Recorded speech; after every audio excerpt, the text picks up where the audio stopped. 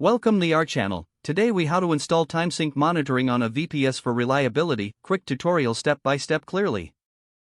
Start by connecting to your VPS through your preferred SSH client. Log in with your username and password. Ensure your system package list is updated by running the command sudo apt update.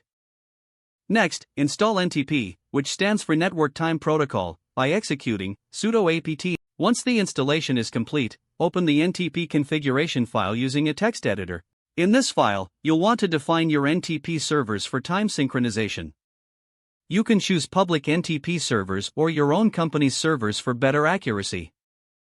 Remove any default server lines to avoid congestion. Add your preferred servers using the format server address iburst. Save and exit the text editor by pressing Ctrl+X, followed by Y, then enter. Now, restart the NTP service to apply the new configuration. You can do this by running sudo system restart NTP. To verify that NTP is working properly, check the status with ntpqp. This command displays a list of peers and their synchronization status. If everything is set up correctly, you should see your servers listed with an asterisk next to the one currently in use. Next, install the NTP monitoring tool by running sudo apt install entstat. You can check the synchronization status by executing entstat. This will return a message indicating if your VPS is synchronized or not. Consider setting up alerts for monitoring, if desired. For this, you can use tools like Nagios or Zabbix for more comprehensive monitoring. Configure these tools according to their documentation.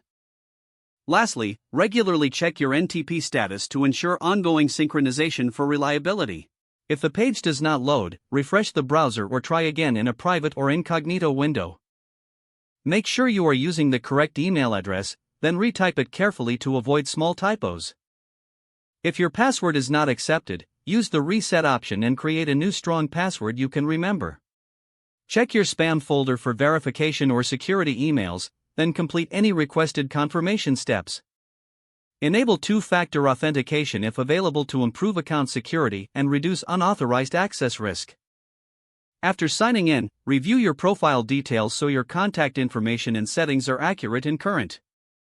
Don't forget to like this video and subscribe to our channel for more step-by-step tech guides.